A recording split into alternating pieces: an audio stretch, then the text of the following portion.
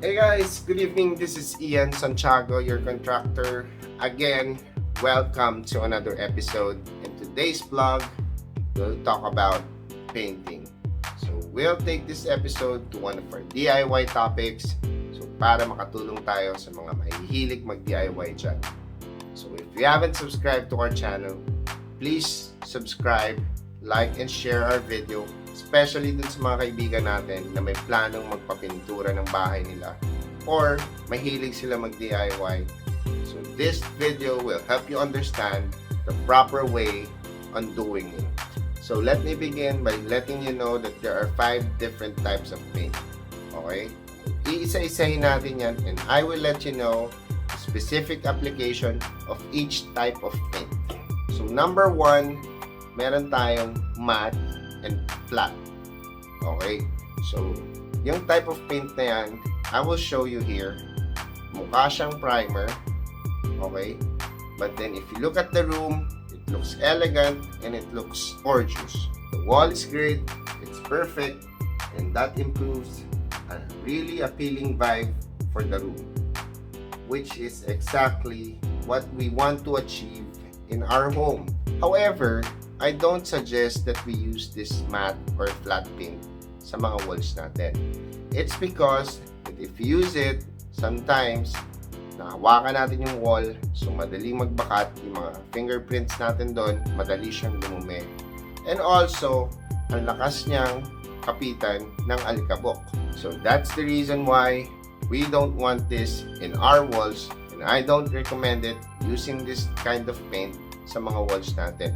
However, I strongly recommend this to use it in our ceilings. Kasi maganda siyang tignan sa ceiling dahil it doesn't reflect the lightings and also hindi siya makintab. Now, that is how we use yung flat and matte na type of paint. Now, second, we have this eggshell. This eggshell is actually similar to matte and flat. However, there's a little bit of coating already for the eggshell. So, meron na siyang konting coating na nakakatulong sa kanya na hindi masyado siya maging marumien. However, we cannot use this sa mga rooms na medyo mataas ang dirt traffic. So, pag madumihin yung kwartong yun, hindi tayo pwede maglagay nitong eggshell paint. So, also, hindi rin siya pwedeng mailagay sa mga rooms na madali magkaroon ng moistures or basahin. Gamit natin to sa ating mga bedrooms, living room, and also yung mga office room kasi marami sa atin ngayon ang mga work from home. So, yung mga kwarto nyo na yan, maganda yan pag nilagyan natin ng eggshell finish. Okay? So, pangatlo, meron tayong tinatawag na satin.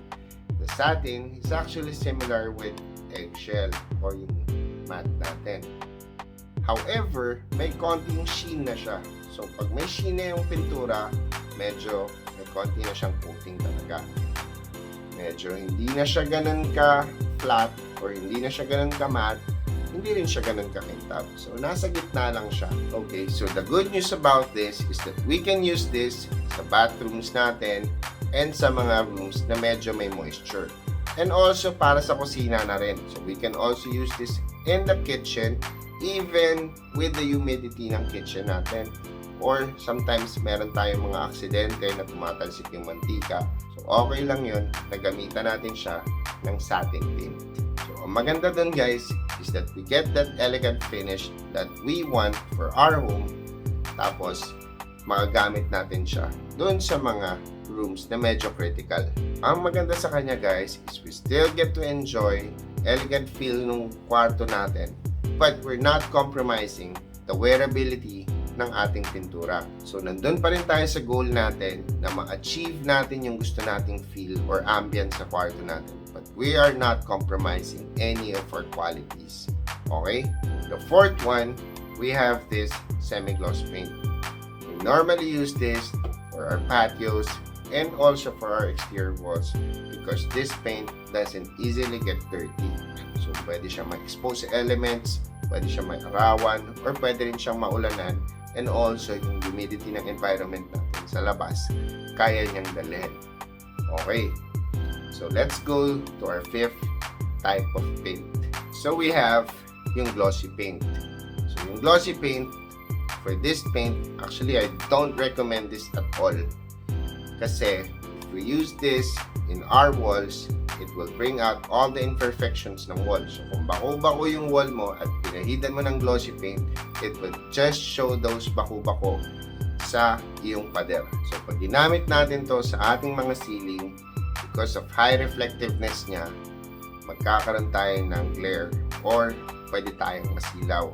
So magbabounce lang sa kanya yung mga lights. So that's why I do not recommend this gloss paint. So for glossy stuff guys, just leave it to your cabinets, your countertops, or your fixtures, yung mga makikintab na bagay sa bahay natin, instead of having a glossy paint. Alright, so I was able to identify those 5 different types of paint that we can use as top coat. So on the next part of this video, we will proceed on priming the surface. So we will understand why it is important that we use a primer paint before using our top coats.